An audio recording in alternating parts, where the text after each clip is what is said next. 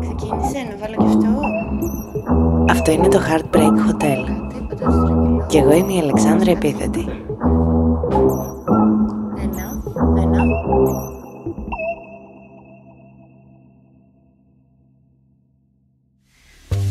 Στο Heartbreak Hotel θα έρθουν καλεσμένοι γνωστοί, θα έρθουν φίλοι, θα έρθουν ακόμα και εχθροί.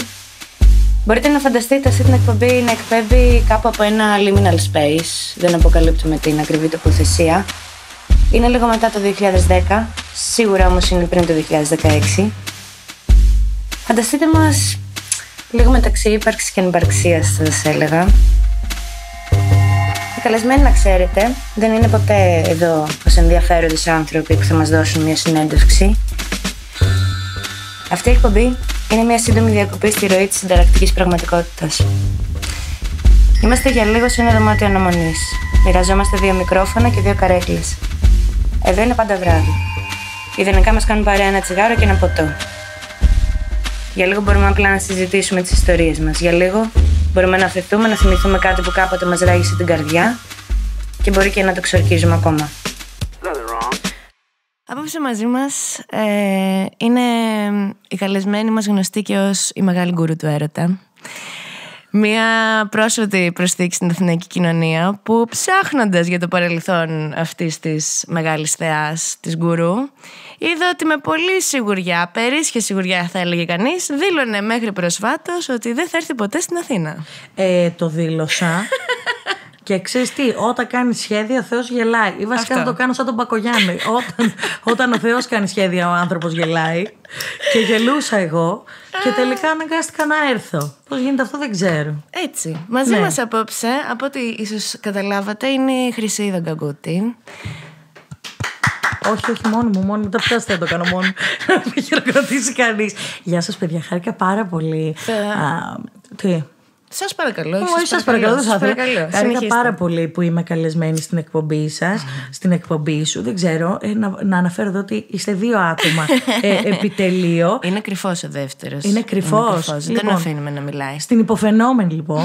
Ευχαριστώ πάρα πολύ που με κάλεσες. Να πούμε εδώ ότι έχουμε κάνει ήδη μια συζήτηση πιο πριν και είσαι το πιο ενδιαφέρον άτομο που έχω συνεργαστεί για βίντεο, για podcast, οτιδήποτε. Μια πάρα πολύ ενδιαφέρουσα συζήτηση. Σας παρακαλώ. Τέχνης λόγου. Εντάξει, και για Βουλγαρία μιλήσαμε. Έτσι. Τέχνης λόγου. Έτσι. Ακριβώς. Σχεδόν θα μπορούσαμε να σας μιλήσουμε βουλγάρικα, αλλά επειδή θέλουμε να μας ακούσετε, δεν θα το κάνουμε σήμερα. Θέλουμε να μας καταλάβετε, γιατί θα μας ακούσετε, θα μας ακούσετε. Αυτό. Ναι. Εδώ πέρα η σύγχρονη, λοιπόν, Λίτσα Πατέρα, αλλά στο πιο hot και χωρίς να ξέρεις, βέβαια. Όχι, αυτό. Ευχαριστώ που το είπες, γιατί μετά πάλι Σκορπιός με Παρθένο ταιριάζει. Ναι, αυτό. Θα λαμβάνω μηνύματα και δεν θα ήθελα. Δεν ξέρω να βοηθήσω, δηλαδή. Ήρθε για να μας μιλήσει για αυτή λίγο για τη ραγισμένη της καρδιά. Αν και ποιος να τόλμαγε να ραγίσει την καρδιά σε αυτό το πλάσμα. Κοίταξε. Πράγματι έχουν τολμήσει. Ναι. Κάτι έχω ακούσει, κάτι έχει πάρει το αυτί μου. Εντάξει, και εμείς δηλαδή έχουμε τα πονεμένα μας. Παρ' όλα αυτά, η καρδιά δεν ραγίζει από τον άλλον άνθρωπο. Η καρδιά ραγίζει από τα κενά που της αφήνεις. Μαλάκα. Ψαχτείτε, κλείστε το τώρα. Κάντε ένα διάλειμμα για μισή ώριτσα να σκεφτείτε τι είπα. Έτσι, μέχρι να σκεφτώ κι εγώ δηλαδή. Και επανερχόμαστε.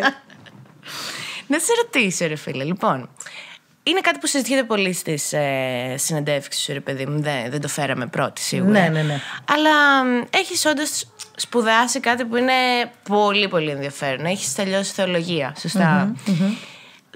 Δεν έχω τελειώσει. Σωστά, εντάξει. Το έκανε για χόμπι και το άφησε. Ακριβώς. Θέλω να σε ρωτήσω, ρε εσύ. Σου έχει ραγίσει καθόλου την καρδιά, ας πούμε, το πώς πλέον αντιλαμβάνεται λίγο ο κόσμος με ένα πολύ έτσι σκληρό ρεαλισμό κατά βάση την πίστη, ας πούμε. Το σκεφτόμουν και το είχαμε συζητήσει και λίγο, το ότι υπάρχει πλέον μια...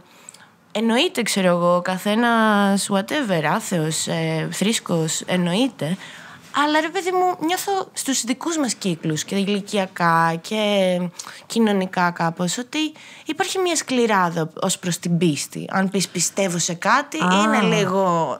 Ρε μαλάκα, σε τι πιστεύεις, ξέρω εγώ, σε ενέργειες. Ότι τύπου είναι λίγο. Ο ρεαλισμός έχει φτάσει λίγο στο πικ, ας πούμε, ο σκληρός. Σκληράδα υπάρχει από πανταχού, δηλαδή και από πιστούς και από άπιστους. Και η σκληράδα υπάρχει δηλαδή στο να είσαι υπέρ του δόγματος και της θρησκοληψίας και της εμνοτυφίας και όλα αυτά. Και αυτά σκληρότητα είναι. Και να κρίνεις δηλαδή τον συνάνθρωπό σου με βάση τις τελετουργίες που έχεις διαλέξει. Γιατί η πίστη δεν έχει καμία σχέση με την τελετή. Η τελετή είναι το μέσο με το οποίο έρχεσαι σε επαφή με την πίστη σου.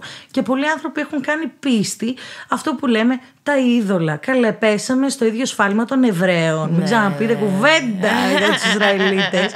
Ναι, το ίδιο σκληρό, με τον ίδιο σκληρό τρόπο θεωρώ ότι διαχειρίζονται και οι άπιστοι άθεοι, άθρησκοι, οτιδήποτε. Γιατί εντάξει, εγώ άθρησκη είμαι, δηλαδή πιστεύω σε κάτι, αλλά δεν μπορώ να του δώσω πλαίσιο. Δεν θεωρώ ότι είμαι ικανή να του δώσω πλαίσιο, ούτε παντογνώστης.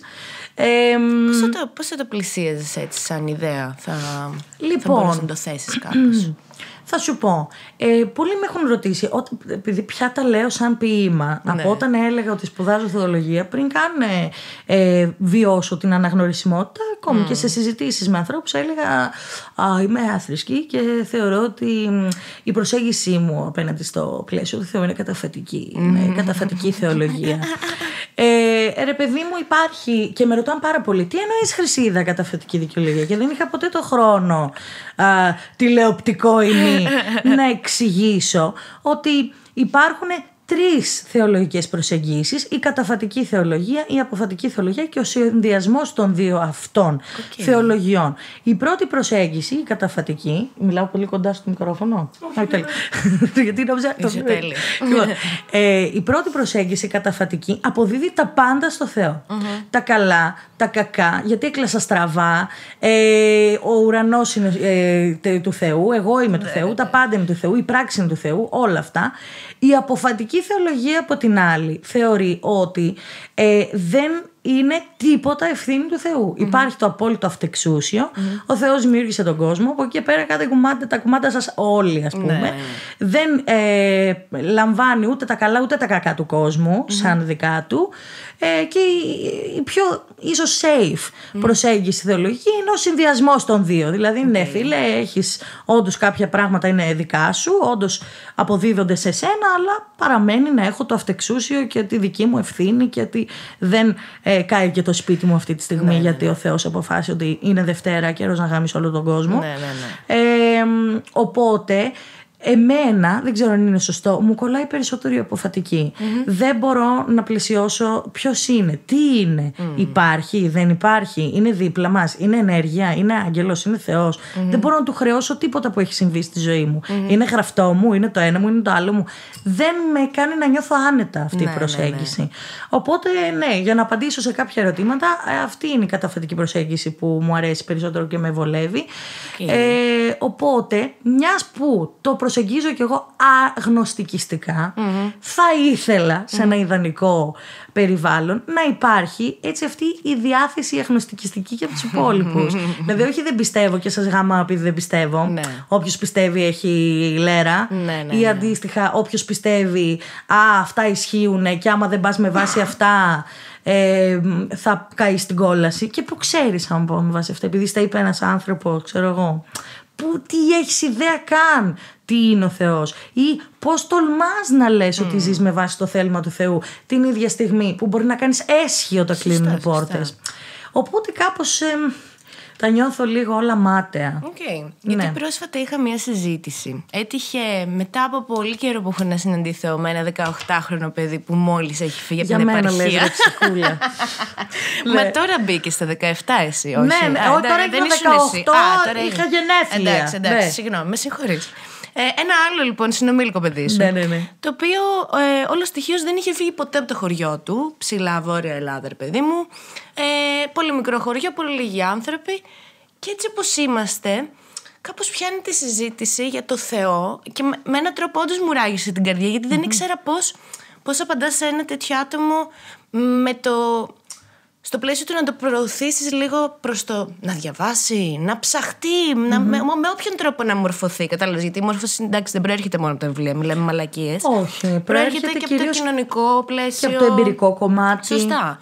Και ρε παιδί μου, ξεκινάει αυτή τη συζήτηση ότι είναι αμαρτία η ομοφιλοφιλία. Ο διάβολος είναι αυτός που προκαλεί αυτούς τους ανθρώπους αυτό. Και ξέρεις, εκεί ράγισε όντως τελείως η καρδιά μου, γιατί δεν ξέρω πώς να προσεγγίσω ένα παιδί. Φέρε μου αυτό που στο Φέρ τον. Δηλαδή, είναι αμαρτία να μην πας στρατό. Κατάλαβες. Δηλαδή, μιλάμε σε τέτοιο πλαίσιο. Εντάξει, κοίταξε. Και εκεί πρέπει να μπει σε μια κατάσταση, να εξηγήσεις, δηλαδή, δεν είναι αμαρτία ή υποτίθεται φυσιολογική οικογένεια που μας μεγάλωσε εμάς, το τι τραύματα μας έχουν αφήσει οι δικοί μας φυσιολογικοί γονείς. Αμαρτία δεν είναι. Αυτό τον κόπο, ρε σκυλί του πολέμου. Ρε φίλε, είναι 18 χρονών. Δεν μιλάμε για έναν άνθρωπο. Ναι, το ακούω. Αλλά είναι και πρόβλημά μας, ρε φίλε, γιατί αύριο μεθαύριο μπορεί να έρθει εσένα σε ένα γκέι ζευγάρι. Που μαλάκα εντωμεταξύ έτυχε όντως να καθόμαστε δίπλα σε γκέι ζευγάρι και ένιωσα. Μαλάκα, η κοιλιά μου πήγε στην πλάτη μου αρχικά. Ήθελα να τους πω, παιδιά, συγγνώμη. Καταλαβαίνετε, προσπαθούμε να το προσεγγίσουμε, αλλά το παιδί δεν. Οπότε ξέρεις. Πώς το διαχειρίζεσαι, γιατί όντως. Άμα τα ακούσω. Ναι, ρε. Κοίταξε, δυστυχώς, σε σχέση με αυτά που λέω, έρχομαι σε. Δυστυχώς θα μπω στη διαδικασία να πω τι λες. Τι. Σε τέτοια βάση. Ορίστε. Δηλαδή, θα δώσω τα απαραίτητα ίσως παραδείγματα. Άμα δω αντίσταση στην πρώτη φάση. 1000 συγγνώμη, αλλά δεν υπάρχει περίπτωση να το παίξω νοσοκόμα ήθους και κοινωνικότητας και όλα. Δηλαδή, πολλές φορές που λένε ότι αυτό που αναφέρουμε αυτή τη στιγμή γίνεται σε ένα μικρό κόσμο. Δηλαδή, το μικρό κοσμό μας, ότι είμαστε σε μια φυσική συζήτηση, σε ένα καφέ, με ένα γνώριμο πρόσωπο. Υπάρχει, θεωρώ, και στη ζωή μας γενικότερα, όσοι έχουμε την οποιαδήποτε προβολή κοινωνική, να μεταφέρουμε τα δικά μας, πιστεύω, και να παλεύουμε για τα δικά μας, πιστεύω, και αυτό να φαίνεται στον κόσμο. Θεωρώ ότι είμαι λίγο μάταιη σε αυτό, δηλαδή μ' αρέσει να εκφράζω τη γνώμη μου. Από εκεί και πέρα όποιος συμφωνεί, συμφώνησε. Όποιος δεν συμφωνεί, με αφήνει αδιάφορη. Θέλω να πω ότι θεωρώ ότι καθένας χαράζει το δρόμο του, δεν περιμένει κανένα να του δείξει το δρόμο. Ίσως εμπειρικά κάποια στιγμή να αλλάξει, δηλαδή να βιώσει πράγματα που όντως θα τον καθοδηγήσουν προς άλλη κατεύθυνση. Δεν θα πω σωστά ή λάθος. Και ίσως λάβει υπόψη όλα αυτά για τα οποία φωνάζουμε καθημερινά όσοι άνθρωποι, εν πάση περιπτώσει, έχουμε περισσότερη ενσυναίσθηση σε σχέση με τον άνθρωπο, τα ζώα, τη θρησκεία, τον κόσμο γενικά, γύρω σε μια έτσι πιο φιλική κοσμοθεωρία. Από εκεί και πέρα θεωρώ ότι όλα πάνε χάλια. Όλοι είναι χάλια. Απλά υπάρχουν κάποιοι άνθρωποι που συμφωνούμε. Και χαίρομαι πάρα πολύ όταν βλέπω ότι αυτοί οι άνθρωποι είμαστε περισσότεροι από όσοι υπολόγιζα. Σιγά σιγά κάποια στιγμή μπορεί και να. Μπορεί και να μην. Γιατί το σκέφτομαι τελευταία αυτό. Γιατί η ιστορία κάνει κύκλους? Γιατί λένε συνέχεια ότι η ιστορία κάνει κύκλους? Γιατί δεν αλλάζουμε. Γιατί δεν θα αλλάξει ποτέ. Σας γάμισα την ψυχολογία τώρα. Ωραία. Γιατί δεν θα αλλάξει ποτέ. Ναι. Το ακούω. Οκ. Ορίστε λοιπόν. Ένας ακόμα λόγος να ραγίσει την καρδιά σας απόψε. Μου ραγίσει την καρδιά αυτό. Ναι, το καταλαβαίνω, το ακούω. Να σε ρωτήσω. Έχεις πει, χωρίς να αποκαλύψεις πολλά, ότι εσύ ξεκίνησες όλο αυτό το προς τα έξω, το content creation, ας πούμε, το YouTube κατά βάση με το οποίο ασχολείσαι, σαν μια δίωδο προς τη θεραπεία, προς το healing, ρε παιδί μου. Πώς, γιατί θες να... Ναι, όχι. Η αλήθεια είναι ότι έχω αποκαλύψει, αλλά μόνο σε ένα βίντεο που περιμέναμε το οποίο δεν είδα. Το οποίο ήταν το σωστό, περιμένα το σωστό timing για να συμβεί και το έκανα μαζί με τη μαμά μου. Όταν πια περάσαμε από όλη αυτή την εμπειρία του καρκίνου που είχε η μητέρα μου. Και ήταν σε θέση να μιλήσει για αυτό, για τη δική της πραγματικότητα και το πώς το διαχειρίστηκε και όλα αυτά. Ο ρόλος μου σε όλο αυτό θεωρώ ότι ήταν αρκετός, όχι όλος, ούτε full to full. Ναι. Ήταν αρκετός γιατί προσπάθησα με την παρουσία μου να βοηθήσω. Ήμασταν μόνες μας όλο αυτό, αλλά κάπου λίγο με έχασα. Δηλαδή έδινα όλο μου το effort να είμαι εκεί τις νύχτες, να καταστέλω τις παραισθήσεις, τα νεύρα, να δίνω φάρμακα, να μην μπορώ να βγω από το σπίτι γιατί υπήρχε ο COVID και η μαμά μου πιθανότατα να είχε μηδενικό ανοσοποιητικό λόγω των χημειοθεραπείων. Οπότε έπρεπε να βρω έναν τρόπο να βγάλω όλη μου την ενέργεια, να δω τους φίλους μου. Οπότε έψαχνα δικαιολογίες να δω τους φίλους μου. Τύπου, θα πάμε με την Αλεξάνδρα, τη φίλη μου που σου λέω είμαστε ίδιες και έχετε και δύο ονόμα ζωή να έχετε. Λοιπόν, τη φίλη μου την Αλεξάνδρα να πάμε στο σούπερ μάρκετ. Ήταν αυτό ή τέτοια. Δηλαδή έβλεπα που μαζευόντουσαν όλοι σε σπίτια ή πηγαίναν σε πάρκα ή τέτοια. Στην αρχή που είχαμε φοβηθεί πάρα πολύ, εγώ δεν έκανα τίποτα από αυτά. Οπότε χρειαζόμουν τη φίλη μου που θα με πάει στο σούπερ μάρκετ με το αμάξι. Για να κάνω όλα τα ψώνια του μήνα, και αυτή ήταν η έξοδός μου. Και βρήκαμε μία δικλείδα ασφαλείας με τη φίλη μου την Ειρήνη. Ότι θα έρχεσαι σπίτι μου που δεν ζει κανείς, να κάνουμε ένα βίντεο από απόσταση με μάσκα. Οπότε έτσι ξεκινήσαμε. Και ήταν ένας τρόπος να μαζευόμαστε κάπως. Δηλαδή, μπορεί να ήμασταν 2-3 φίλοι. Εγώ δεν έλεγα και στη μαμά μου τίποτα. Δηλαδή, προσπαθούσα να μην έρχομαι σε επαφή μαζί τους και να τους βλέπω από απέναντι, από ένα καναπέ. Και προσπαθούσαμε να βγάλουμε. Βγάζαμε το χαβαλέ που θα συζητούσαμε σε ένα καφέ. Τον είχαμε κάνει στην κάμερα. Επειδή δεν μπορούσαμε να βγούμε για ένα καφέ. Αυτό στην ουσία γινόταν. Ναι. Αυτό υπήρχε σαν συνθήκη τότε. Να σου πω την αλήθεια. Και η καραντίνα με βοήθησε και η εμπειρία αυτή με τη μαμά μου με βοήθησε γιατί τελείωσε καλώς. Γιατί μη λέμε μαλακίες, δεν ευχάριστος ο καρκίνος για κανέναν. Τελείωσε καλώς και μέσα από αυτό βρήκα ένα έναυσμα, μια πυροδότηση των συναισθημάτων μου για να πάω ψυχοθεραπεία. Οπότε η ζωή μου ξεκίνησε όταν η μαμά μου έβγαλε καρκίνο. Κατάλαβες. Κάπως έτσι. Η ζωή μου η ουσιαστική. Το να βρω μια δουλειά, το να δουλεύω με τον εαυτό μου, το να μετακομίσω σε κάποια φάση μετά από όλα αυτά και σε ένα δικό μου σπίτι πέραν από τη φοιτητική μου ζωή. Ενηλικιώθηκα μετά από αυτή την εμπειρία. Ισχύει πάρα πολύ και έχω κάνει, ας πούμε, πρόσφατα έκανα ξανά αυτή τη συζήτηση, γιατί έρχομαι κι εγώ πλέον σε κάποιες, μετά από αρκετό καιρό ρε παιδί μου και μετά από μια καραντίνα που μάλλον ευτυχώς πλέον δεν ζούσε η μάνα μου για να τη ζήσει, γιατί όντως το να είσαι πλέον άρρωστος στο πλαίσιο της καραντίνας της ελληνικής, πιστεύω εντάξει είναι απέσιο, είναι απέσια εμπειρία για τον άνθρωπο ο οποίος... Και πολύ αγχωτικό γιατί απ' τη μία μας λέγανε έχει επιθετικό καρκίνο, άμα ερχόταν σε 6 μήνες δεν θα ζούσε και ότι αυτός ο καρκίνος ας πούμε θα προχωρήσει σε χρόνο ντετέ και απ' την άλλη μας λένε δεν μπορούμε να σας αναλάβουμε για χημειοθεραπείες γιατί έχει καραντίνα.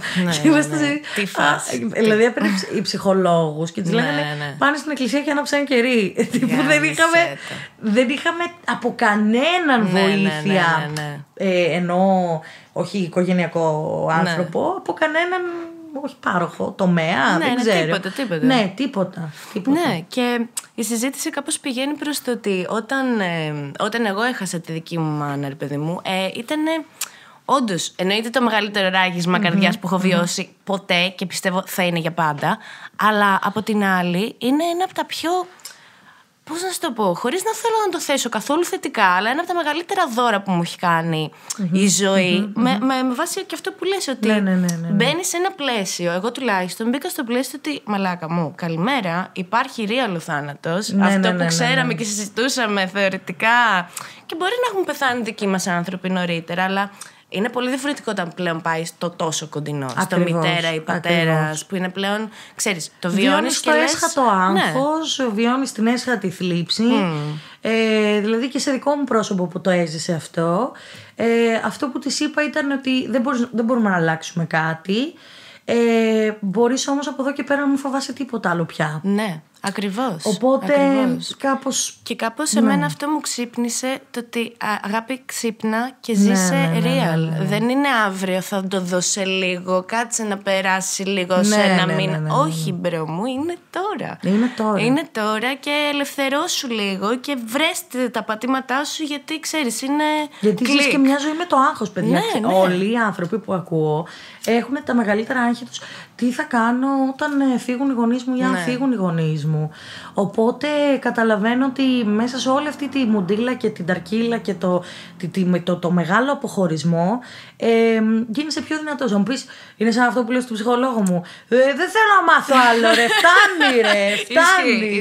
Ξέρω εγώ, τελείωνε. Δεν είμαι πιο δυνατός μαθηματής, σε παρακαλώ. Αυτό το πράγμα.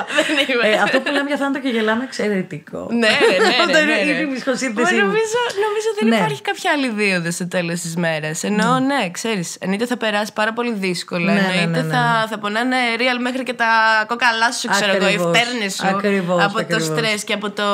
Αλλά ρε φίλε, στο τέλος της μέρας, ναι, δεν ξέρω. Δεν υπάρχει τίποτα που μέσα του να μην έχει έστω έναν κόκο. Ναι, κάτι που θα σε διευκολύνει στην μετέπειτα ζωή σου. Δεν θα πω ότι τα εξισώνω σε καμία περίπτωση. Εννοείται. Αλλά δεν υπάρχει τίποτα που αν είσαι και θετικός άνθρωπος, να μην δεις ένα μικρό φως κάπου μέσα στο σκοτάδι, ας πούμε. Εδώ θα ήθελα να βάλω το πρώτο κομμάτι που μου είπες, έτσι, μια πολύ γλυκιά ιστορία που, ξέρεις, μου κάνει και εντύπωση γιατί έχει ένα μεταφυσικό, ας πούμε, οριακά μεταφυσικό πλαίσιο. Της Μαρινέλας, της φίλης. Έχει οριακά μεταφυσικό. Ναι, μιας που ξεκινήσαμε τώρα τη συζήτηση για μαμάδες. Αυτό το τραγούδι, δεν θυμάμαι αν λέγεται Tic-Tac. Νομίζω σε παρένθεση λέγεται Tic-Tac. Λέγεται Tac-Tic-Tac. Τάκ-τικ-τάκ. Και λέμε σε ό,τι βολάνει. Τάκ-τάκ, χτυπάει. Είναι αυτό το υπερφυσικό που λέμε.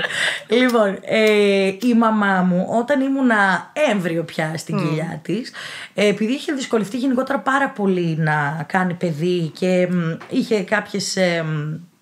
Πώς το λένε, ξέχασα. Επιπλοκές. Όχι. Όταν χάνεις παιδί. Άμβλωση. Όχι. Αυτό είναι αποβολή. Ναι. Είχε αρκετές αποβολές πριν από μένα. Οπότε στην δική μου εγκυμοσύνη ήταν στο κρεβάτι 9 μήνες. Οριακά έτρωγε με πολύ φόβο και όλα αυτά. Και πια όταν μεγάλωσε η κοιλιά αυτή και ήμουνα σταθερή, μου έπαιζε πάρα πολύ κιθάρα. Οπότε εγώ άκουγα, κουνιόμουνα, έπαιρνε το feedback ότι έχω κοινό, ξέρω εγώ, και τραγουδούσε. Και συγκεκριμένα τραγουδούσε ένα πολύ συγκεκριμένο τραγούδι της Μαρινέλας, το τάκ-τικ-τάκ που λέμε, το οποίο έχει, ρε παιδί μου, μια σημασία που λέει αχ πόσο μοιάζουμε εμείς οι δυο και όλα αυτά, που η Μαρινέλα το τραγουδάει στο πουλί, η μάνα μου στην κόρη της, συμβαίνει αυτό. Και όταν πια γεννήθηκα, για 2 χρόνια δεν μιλούσα, είχαν ανησυχήσει πάρα πολύ. Και με είχαν πάει σε μια γιαγιά να με διαβάσει για να μιλήσω. Και με διαβάζει λοιπόν. Και μια μέρα ξαφνικά, μετά από 3 μέρες που διάβασα την ευχή, ξυπνάω εγώ τη μάνα μου. Ξύπνα, άντε, έχει έρθει αβάν πρωινό, κλασικά του θα έλεγα πρώτες μου κουβέντες. Και λέει, μαμά, μάλλον φάρσα θα είναι. Και ξαναγυρνάει πλευρό. Δεν παίζει να μιλάει, βλέπω όνειρο. Και εσύ ξυπνήσεις με λεξιλόγιο το κατευθείαν. Ναι, ρε, κανονικά, ρε. 2 χρόνια ήμουνα παπάω, έτσι. Και ξυπνάω ξαφνικά και μιλάω τρομαδούρο. Καλησπέρα, μητέρα. Καλησπέρα, μητέρα. Το πρωινό μου δεν έχει σερβιριστεί εγώ. Λοιπόν, και παθαίνει αμόκ και αρχίζουμε, εν πάση περιπτώσει, εκείνη την περίοδο να τραγουδάμε μαζί. Και όταν παίζει πρώτη φορά αυτό το τραγούδι, ξέρω τα lyrics, φίλε. Και μπαίνει μαλάκας. Δεν μου το είχε τραγουδήσει ποτέ όσο ζούσα. Όσο ήμουν έξω από την κοιλιά. Και αυτό θεωρώ ότι επιστημονικά ίσως και κάπου στέκει. Πώς λένε, βάλε το παιδί να ακούει μαθηματικά και θα βγει διάνοια. Κάπως έτσι η φάση νομίζω τσουλάει. Και αυτό το τραγούδι δεν μπορώ να το ακούσω, όχι σπαράζει η καρδιά μου. Ναι. Είναι πάρα πολύ συγκινητικό. Και εγώ να το τραγουδήσω. Δεν το έχω τραγουδήσει ποτέ ολόκληρο. Ποτέ. Στο δεύτερο στίχο κλαίω. Αγάπη μου. Ναι, νομίζω ότι αυτό με συνδέει full. Δεν μπορώ καν να μιλήσω καλά γι' αυτό. Γιατί είχα πει στην Αλεξάνδρα, άμα το βάλει που δεν κλάβει. Και έτσι εννοείται δεν το βάλει. Οπότε ναι, αυτό είναι που το τραγούδι το οποίο όχι μόνο με συνδέει με τη μαμά μου, είναι και αφετηρία του το ότι μίλησα. Ναι. Μετά ψάχνανε αρχή να με ξανακλειδώσουν. Μη ηρωνικά. Η γιαγιά μου σήκωσε τα χέρια ψηλά. Είπα, αυτό δεν μπορώ. Τους είχα βρίξει τα αρχίδια. Λέγανε πώς θα την κάνουμε τώρα το βουλώσει πάλι. Θα της βάλουμε λίγο Μαρινέλα για τώρα, για να σταματήσει. Για να της βάλουμε λίγο Μαρινέλα να ησυχάσει. Πάμε να την ακούσουμε.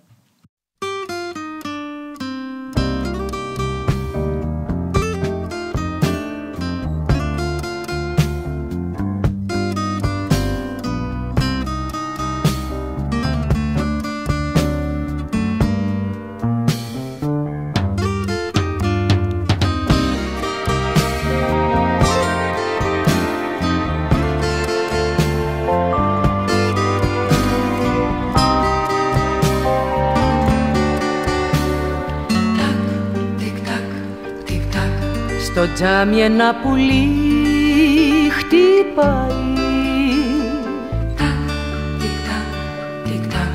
που μέσα στη βροχή πονάει, και μ' απορία με κοιτάει, γιατί το δάκρυ μου κυλάει. Αχ, πόσο μοιάζουμε εμείς οι δυο, ψίχουλα ψάχνω κι εγώ να βρω. Έξω κι αν βρέχει, βρέχει κι εδώ, και που φωλιά να ζεσταθώ. Αχ, πόσο μοιάζουμε εμείς οι δυο, άνοιξη να'ρθεί κι εγώ ζητώ. Έξω σκοτάδι νύχτα κι εδώ, εσύ πετάς μα εγώ δεν μπορώ.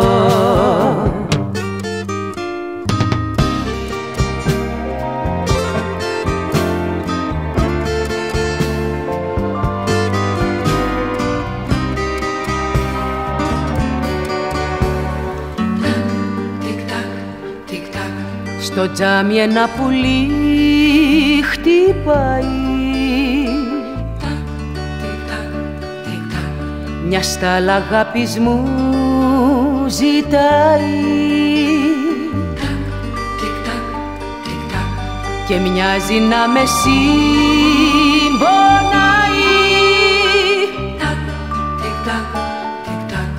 καθώς η πίκρα με γερνάει. Αχ, πόσο μοιάζουμε εμείς οι δυο, ψίχουλα ψάχνω κι εγώ να βρω. Έξω κι αν βρέχει, βρέχει κι εδώ, και που φωλιά να ζεσταθώ. Αχ, πόσο μοιάζουμε εμείς οι δυο, άνοιξη να'ρθεί κι εγώ ζητώ. Έξω σκοτάδι νύχτα κι εδώ, εσύ πετάς μα εγώ δεν μπορώ.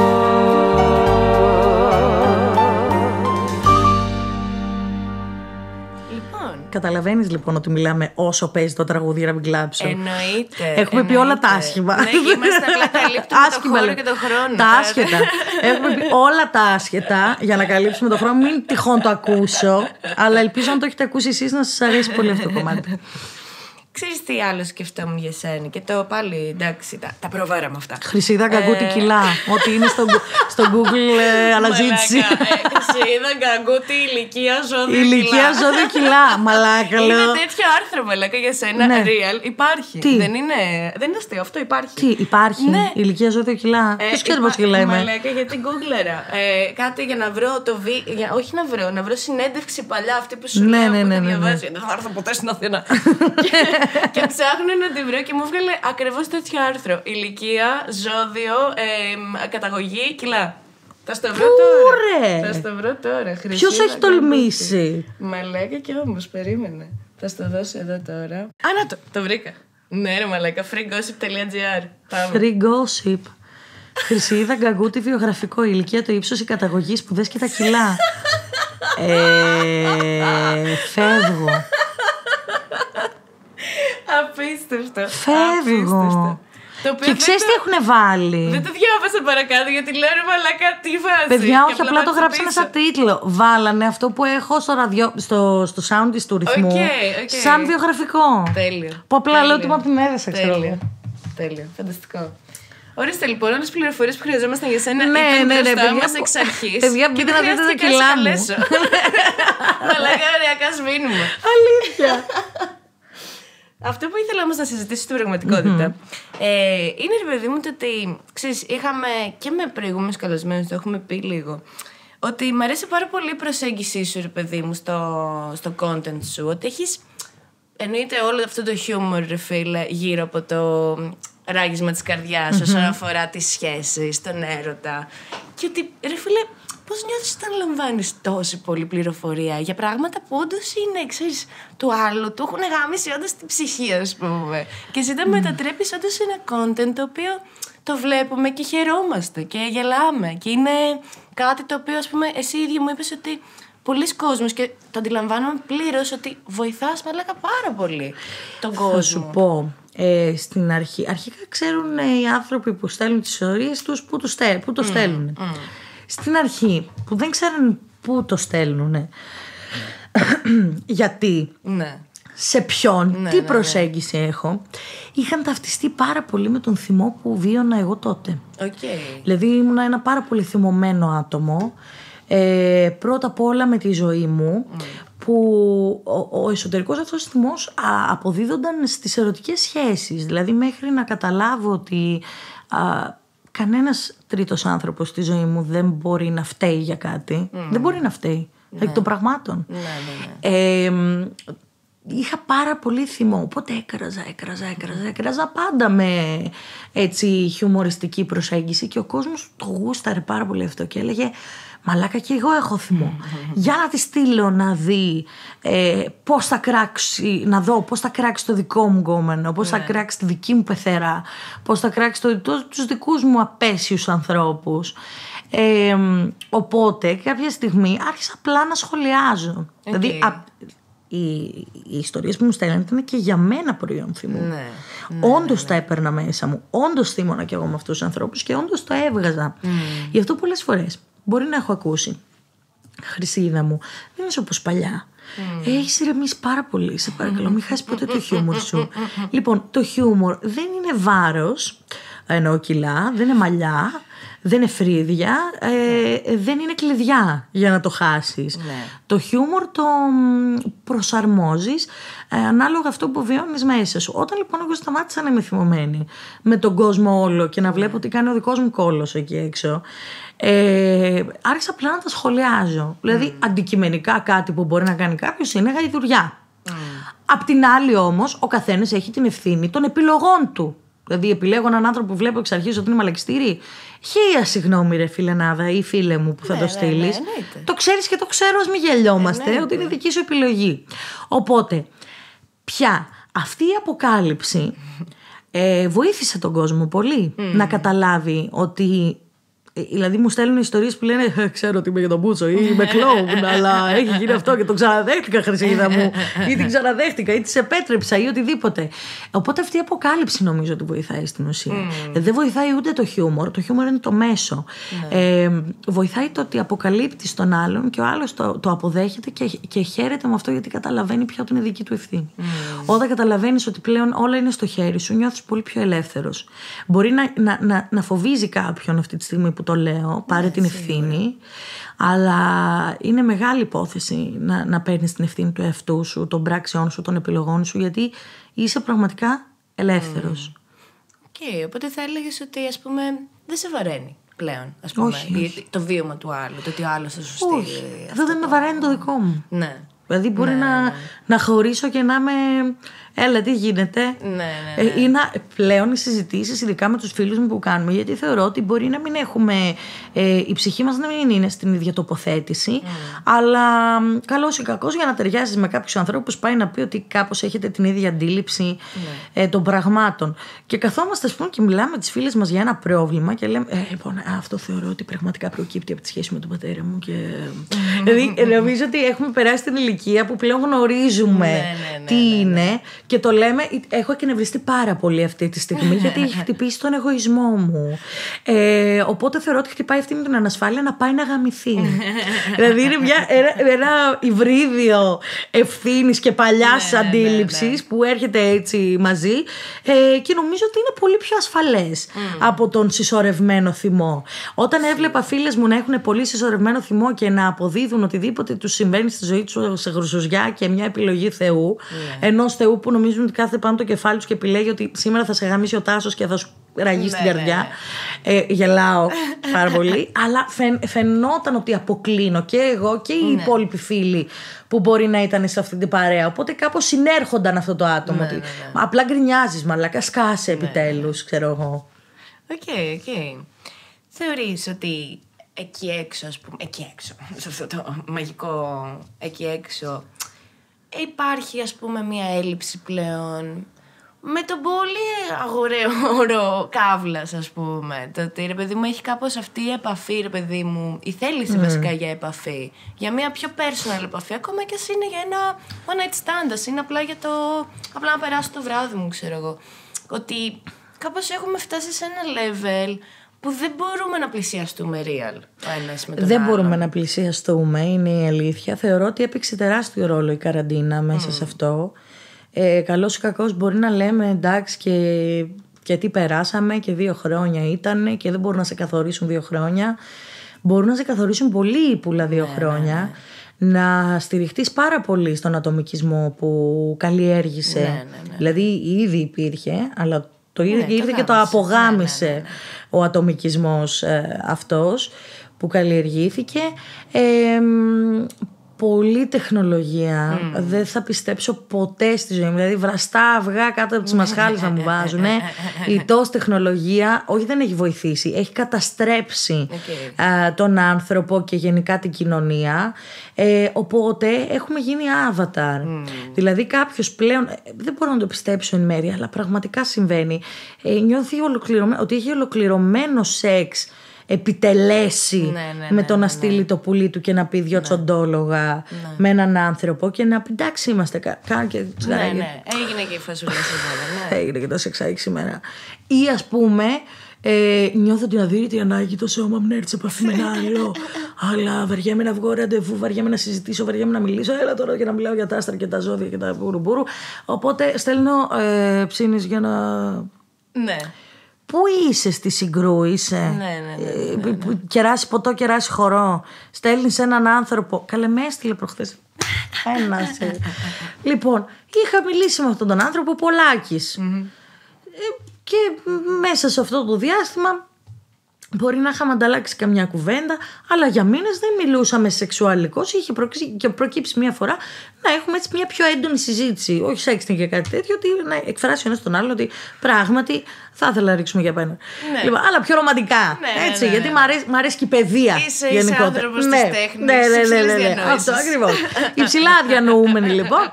Και μου στέλνει εσύ να έρθω να σε φάω, τι είπε, το έφηβο. Να μην δείξει, 40 χρόνων άνθρωπος γομάρι. Αυτό για μένα, για το γούστο μου, είναι παππούς εντωμεταξύ. Απλά προέκυψε γιατί είναι πολύ ωραίος. Λοιπόν, και λέω, από πότε είναι αυτή η εφημερίδα, πού είμαι? Και μου λέει, τι δεν λες και μου το παρουσιάζεις, λες και έγινε στο ξαφνικό. Του λέω, γιατί σαν ποιο έγινε? Μανά, το είχαμε πει. Μου στέλνει συνομιλία πριν από 5 μήνες. Αλλά δεν το θυμόμουν. Καλά, μην σχολιάσω το ότι δεν το θυμόσουν. Απίστευτο. Sorry ρε φίλε. Αλήθεια. Δηλαδή θυμόμουν ότι υπάρχει μια έλξη περιραίουσα στην ατμόσφαιρα, αλλά δεν είχαμε πει φορά καπότα, έρχομαι, έχω κλείσει ένα ασθενή με σελοτέιπ.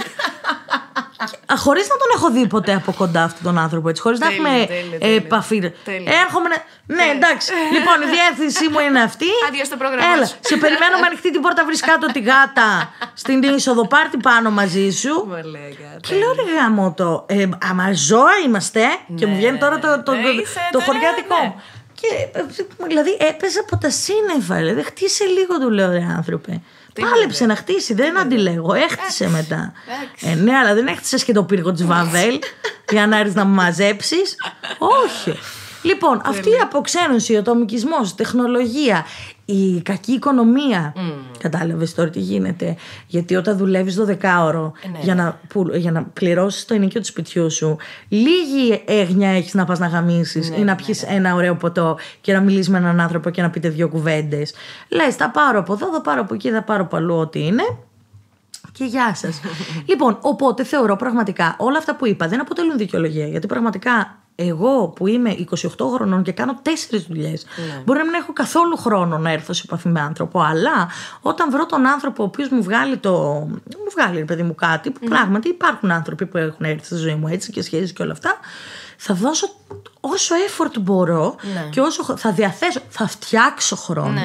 Λοιπόν, όποιος λοιπόν.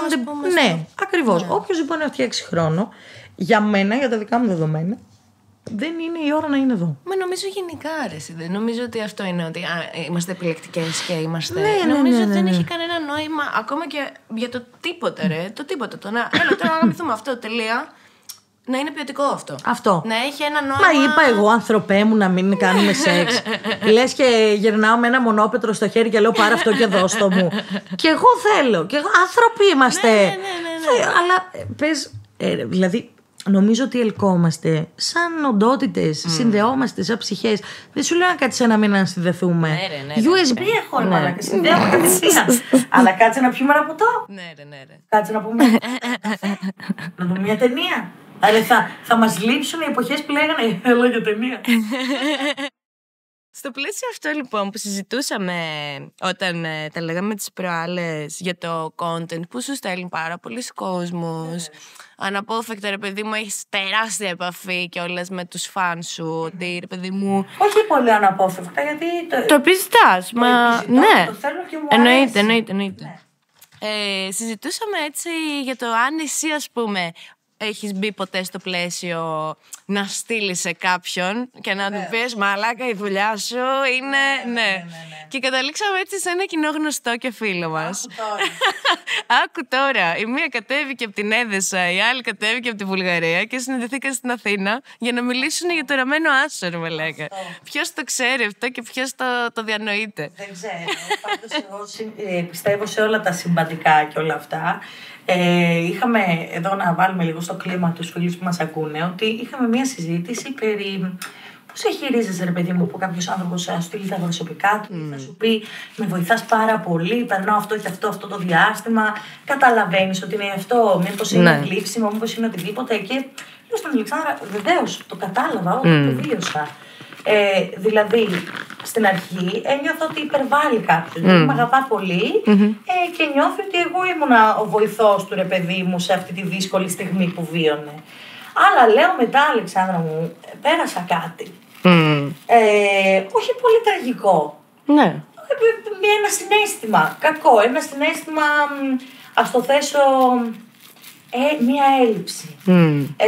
Και άκουγα, λέω, ένα τραγούδι ενός ανθρώπου ο οποίος δεν ήταν μακριά από μένα. Δηλαδή τον είχα κάνει κιόλας follow, μου είχε κάνει και back το παιδί, μπορεί να υπήρχε κάποια συναναστροφή, δεν μου έδειξε ο άνθρωπος ότι εγώ είμαι αμφιψηλούιδα, δεν σε ξέρω και αυτά. Και κάνα χαβαλέ, θα κάναμε αποστόρι, κάνα τέτοιο, οπότε ένιωθα ότι αυτός ο άνθρωπος είναι δίπλα μου, είναι απτός, δεν είναι Δέσποινα Βανδύ. Και λοιπόν, ακούγοντας τη μουσική του, είχα ταυτιστεί με ένα τραγούδι του, το Σπίτι, το οποίο σπίτι το έχω ανεβάσει σε post για τα γενέθλιά μου, σε 200 story. Με είχε κατασυγκινήσει αυτό το τραγούδι, όχι γιατί το ένιωσα για το στίχο που έλεγε, γιατί είναι ένα τραγούδι χωρισμού και πολύ μεγάλης αγάπης, σε βάση περιπτώσει. Το ένιωσα γιατί δεν είχα αυτά τα συναισθήματα που έλεγε αυτό το τραγούδι. Δηλαδή ήμουν σε μια σχέση που ένιωθα ότι δεν είμαι ερωτευμένη και ίσως πρέπει να φύγω. Και ακούγοντας αυτό το τραγούδι, με χτύπησε, μου ράγισε την καρδιά που είναι αυτό το κόνσεπτ του podcast. Γιατί έλεγα, μαλάκα τι κάνω. Ναι. Μαλάκα, γιατί δεν το νιώθω αυτό. Αυτά τα πράγματα. Ή γιατί σε περίπτωση που χωρίσω δεν θα νιώσω. Ναι. Είναι τρομερό. Με ξύπνησε πάρα πολύ οραμένος άσος, να ξέρεις, και χώρισα την ίδια μέρα που το άκουσα.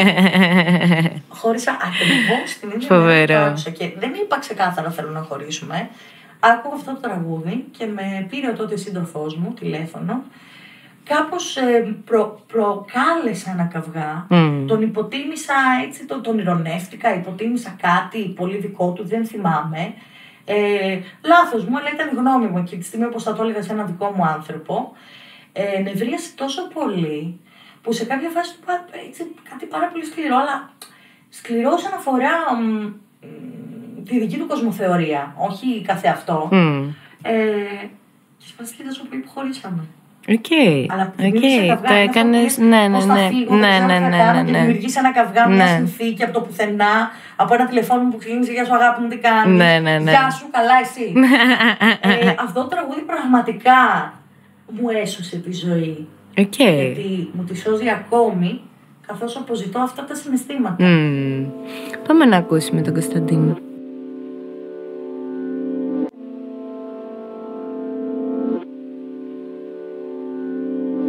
Κάτσε να σου πω, θέλω να σου μιλήσω.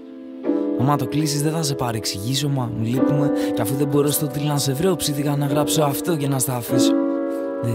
Δεν είναι κάτι φοβερό, είναι τα νέα μου. Έχει περάσει καιρός από την τελευταία που στα έλεγα. Και κυρίως που τ' άκουγες και κυρίως που δεν γινόμασταν κόλλος με την πρώτη καλημέρα μου. Βρήκα σπίτι κοντά στη δουλειά, σε εντάξει γειτονιά μου. Είναι φουλ στα μπατσικά, δεν κρινιάζω όμως.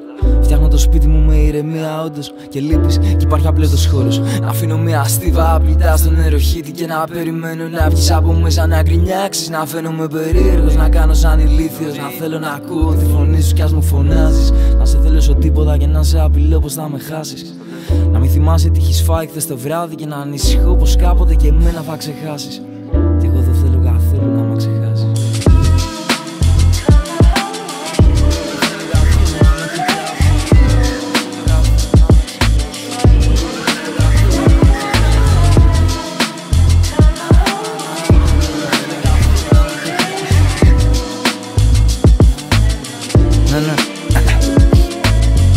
Ψέματα έλεγα, δεν με νοιάζεις καν, περνάω τέλεια, μου μαγειρεύω μέτρια, κοιμάμαι λίγο χάλια. Έκανα και λίγα οχτάρια προχθές πρωτού βυθιστώ στο διπλό αγκαλιά με 2 μαξιλάρια. Δεν νιώθω πλέον τσούξιμο στα μάτια, δεν αισθάνομαι, δεν έχω ανάγκη χάδια. Δεν ξαναδιάβασα εκείνο το σημείωμα, δεν πλησιάζω πια εκείνο το σημείωμα. Ό,τι νιώθω για μένα και μόνο, να είναι καλά όσοι ήταν εδώ όταν έβγαζα δρόμο. Αν δεν ήταν ο Γιάννης, ο Πέτρος, ο Μίτσος, ο Αλέξης, η Γιώτα, ο Νέκ, εγώ δεν θα ήμουν ίδιος. Αυτό σημαίνει γράφω για μένα στα αλήθεια. Κάποιος τον πήρε για την κουβέρτα και ταξίδια. Κυριάκο μόλις μπει ο Μάιος, σου υπόσχομαι πως θα σου βάζω ένα χρόνο πλυντήρια. Σπυράκο μη φέρεις αλλά κρεμμύδια μαύρο μίσα μου. Σκέφτομαι τις μέρες που θα είναι από όλο όσα ζήσαμε. Αυτή είναι η φίλη μου και η φίλη μου είναι η πρώτη που αν πουλήσω αυτό που είμαι θα έρθουνε να με γαμίσουνε. Οι υπόλοιποι μην κάνετε τον κόπο καν. Δεν βλέπω δάχτυλα από τις μέρες που σκεπαζόμουν με το μπουφάν. Έσκαγα μόνος μου στα live πριν αποκτήσω φαν. Οπότε ποιος μιλάει χωρίς να ξέρει απλά τρώει μπαν. Και δεν φλεξάρω βλάκα την ταλαιπωρία. Απλά όσα έζησα με έκαναν αυτό που είμαι. Και προτιμώ να γράφω αλήθειες από το να μαζεύω αυτούς που θα ήθελα να είναι άλλοι, μα λένε ίδιος μήνα. Τέλος πάντων ήπια και ξεχάστηκα. Εύχομαι να περνάς φανταστικά. Ξέρω δεν είσαι σε αυτούς που μ' άφησαν. Εσύ απλά φοβήθηκες στη θάλασσα. Εσύ δεν ήσουν σαν το σπίτι μου. Εσύ έγινες το σπίτι μου. Προς το παρόν οφείλω να γυρίσω σπίτι και να φτιάξω αυτό που κάποτε θα γίνει όντως σπίτι μου. Κι όσο για εκείνο το σημείωμα, στο ίδιο μέρος στόχο μα κάνω πως δεν υπάρχει. Γιατί όπου και να το κρύψω τελικά, δεν έχω ξεχάσει λέξη από όσα γράφει.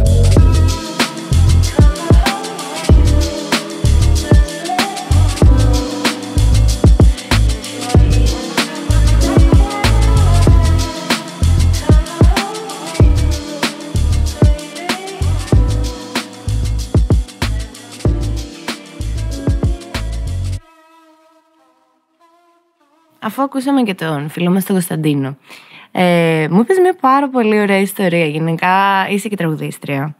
Ναι. Είσαι, τι, δεν είσαι? Ναι, είσαι τραγουδίστρια. Και κάπως έτσι όπως είπα, ρε παιδί μου, ρε φίλε, βρες μου κάνα ακόμα τραγουδάκι να βάλουμε στην εκπομπή, κάτι που να σου λέει κάτι που να σου χειραγίσει την καρδιά με κάποιο τρόπο. Και μου είπες αυτή την ιστορία όταν άλλαξες το σχολείο σου.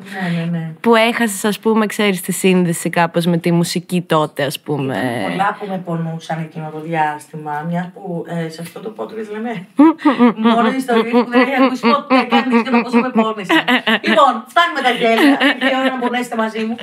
Λοιπόν, εκείνη είναι η πιο ωραία ιστορία της ζωής μου. Βασικά είναι η πιο ωραία στιγμή της ζωής μου. Θα μου πεις, έχεις ζήσει τόσα. Έχεις γεμίσει μαγαζιά, έχεις φτάσει σε ένα επίπεδο να είσαι αναγνωρίσιμο, να σε αναγνωρίζει κάποιος στον δρόμο.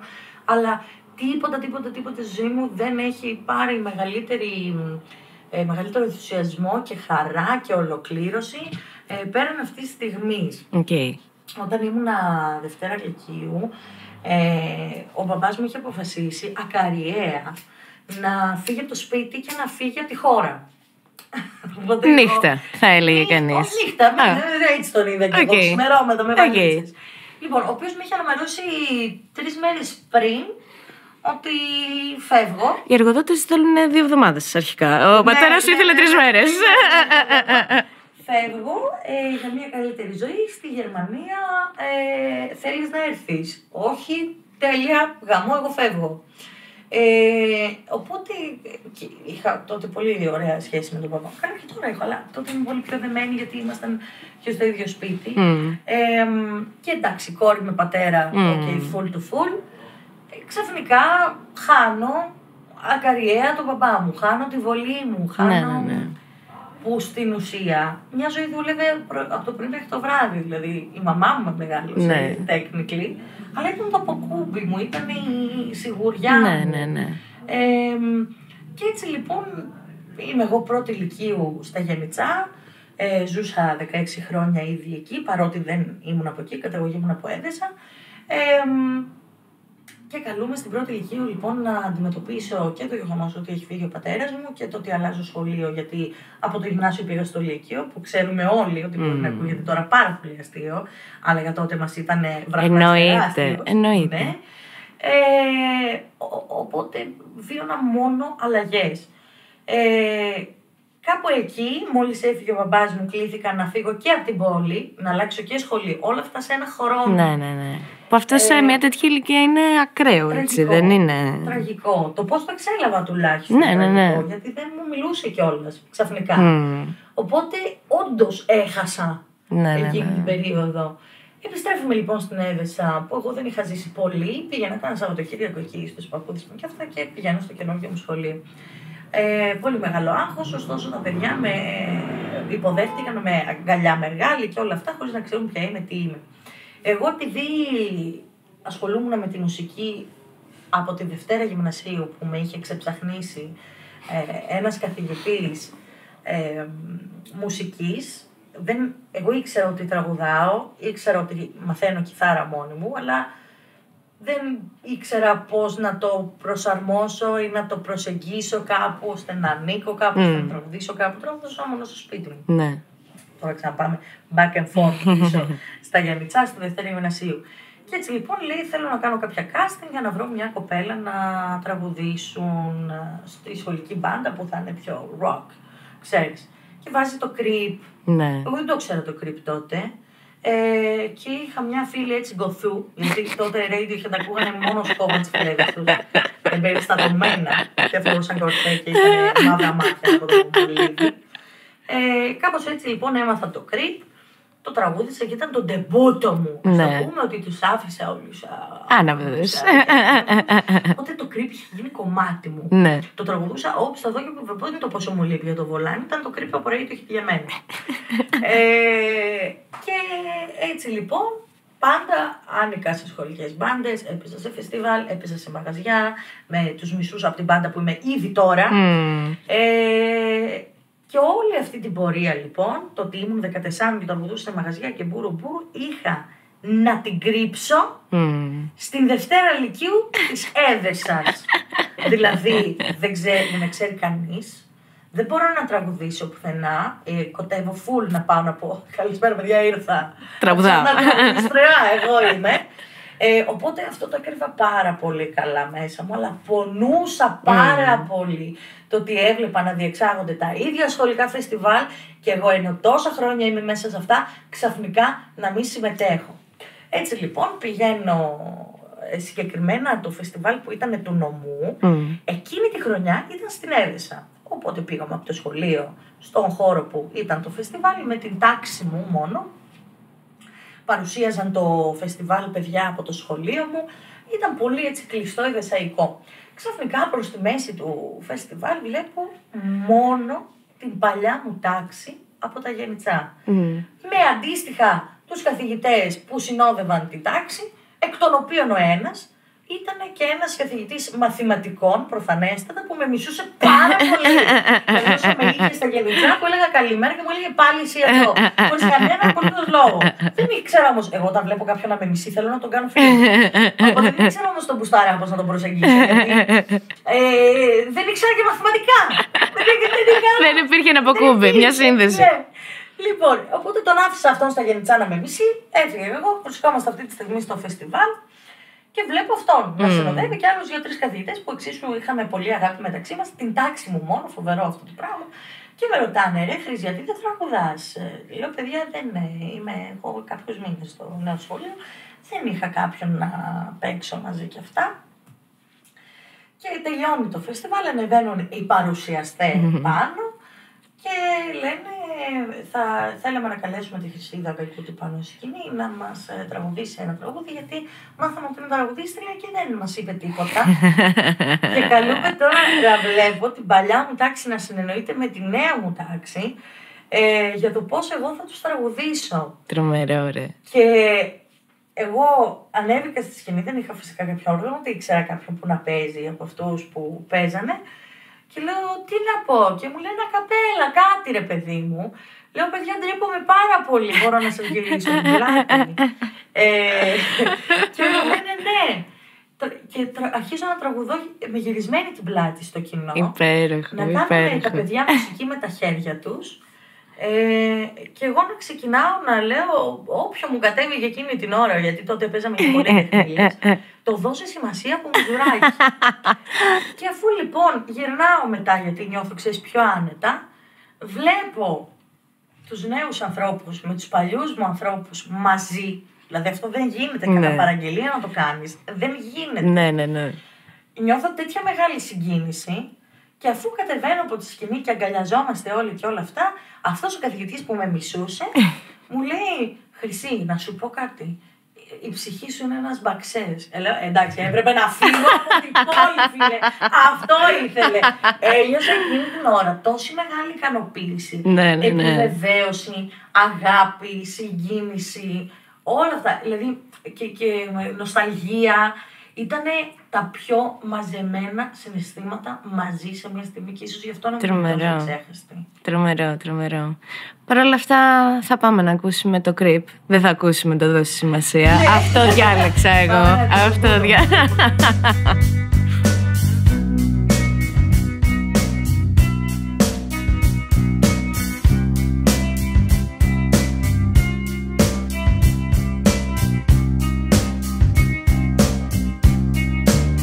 You were here before, couldn't look you in the eye. You're just like an angel, your skin makes me cry. You float like a feather in a beautiful world. I wish I was special. You're so fucking special. But I'm a creep. I'm a widow.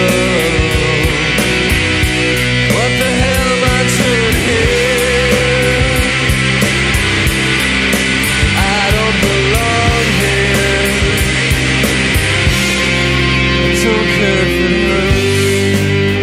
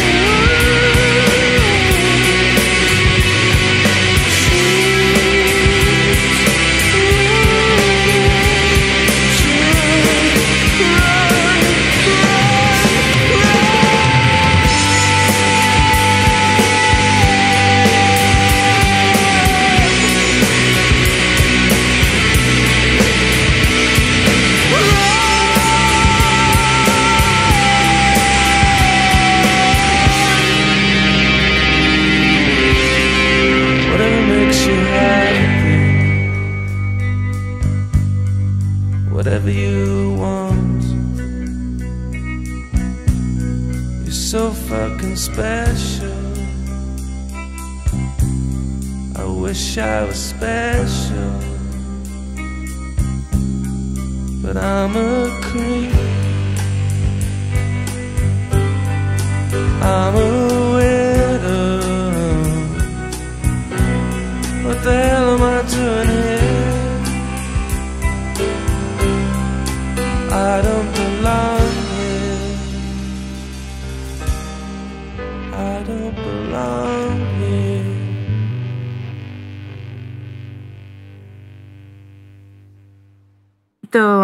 Το πώς το προέκυψε αυτή η συζήτηση. Είχα στο νου μου, ρε παιδί μου, έτσι την είχα ξεκινήσει και έτσι θα τελειώσω και το επεισόδιο. Το πώς, ας πούμε, κάποιες τέτοιες αναμνήσεις που ακριβώς το είπες και πριν που το συζητούσαμε, ότι ρε φίλε, σου έχουν συμβεί τόσα πολλά πράγματα, τόσα υπέροχα, και εσύ διαλέγεις ένα το οποίο, ξέρεις, ναι, δεν είναι και το grandest, ας πούμε, δεν είναι και το top. Μου έχουν συμβεί και πιο συγκινητικά πράγματα και πράγματι συγκινούμε. Ναι. Απλά αυτό πάντα που πώς σου μένει αυτό, ας πούμε, κάποια τέτοια πράγματα. Και ας πούμε αυτή η ιστορία που μοιράστηκα εγώ μαζί σου είναι το ότι, ρε φίλε, θυμάμαι πραγματικά από τις πιο όμορφες, φωτεινές αναμνήσεις μου, που τύπου το πόσο συγκινητική ήταν εκείνη τη στιγμή και πώς τη θυμάμαι ακόμα και τώρα. Ρε, literal μου ραγίζει την καρδιά, γιατί ξέρω με έναν τρόπο, χωρίς να είναι πολύ, χωρίς να είναι αρνητικά φορτισμένο αυτό, ρε παιδί μου, δεν θα ξανανιώσω έτσι. Ότι θα είναι η πρώτη φορά εκείνη τη στιγμή και το τι βάρος έχει εκείνη τη στιγμή για εμένα. Δηλαδή ήταν αυτό που είχε συμβεί, είναι ότι τότε εγώ 16 χρονών, πρώτη φορά έρωτας, πρώτη φορά έτσι σχέση, όλα πρώτη φορά με ένα παιδί που ροκάς, εννοείται, μπούκλες, εννοείται. Ακριβώς, παίζει 3 νότες στην κιθάρα. Αυτό ήταν το πιο απλό. Και εγώ έλεγα, ναι, ακριβώς. Και ξέρεις, μια σχέση που ξέρεις, δεν σήμαινε και τίποτα στο τέλος της μέρας, ήταν μπουρδέλο γυναίκα μου, δεν ήταν καμιά σοβαρή όμορφη σχέση.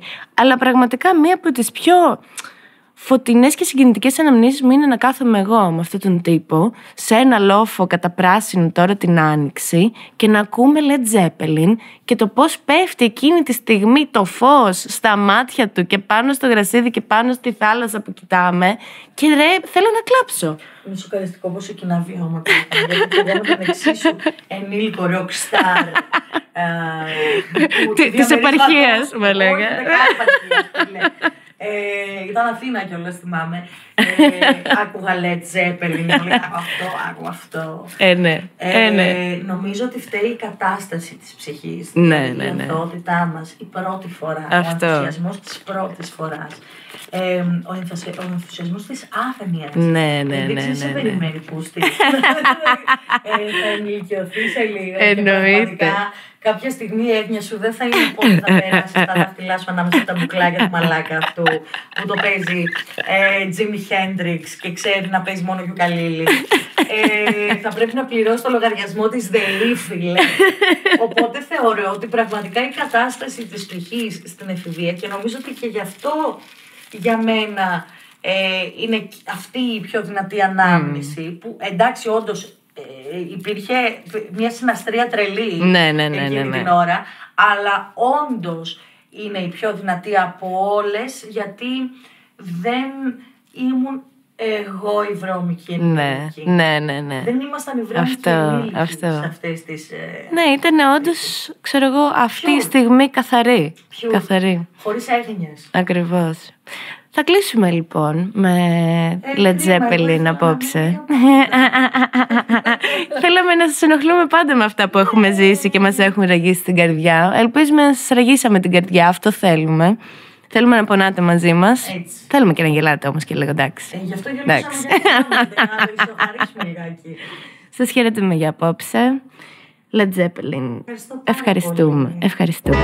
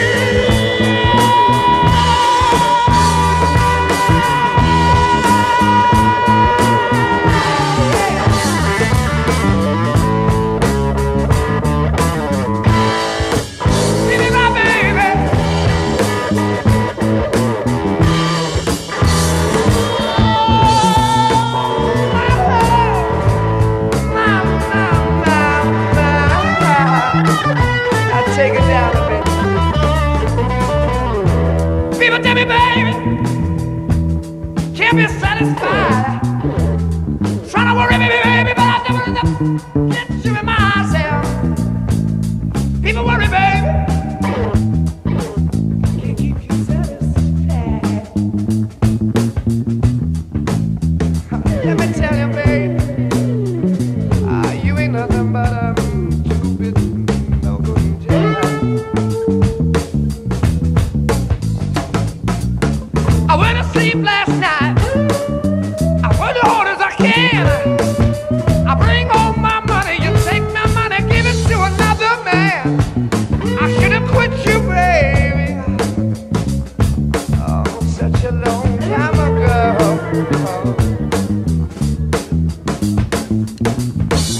I wouldn't be here with all my troubles down on this killing floor.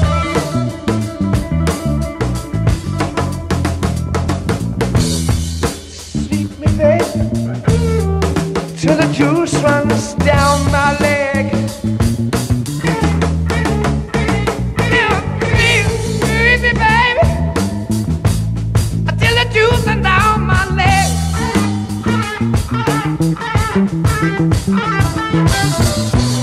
The way you squeeze my lemon, I'm gonna fall right out of bed.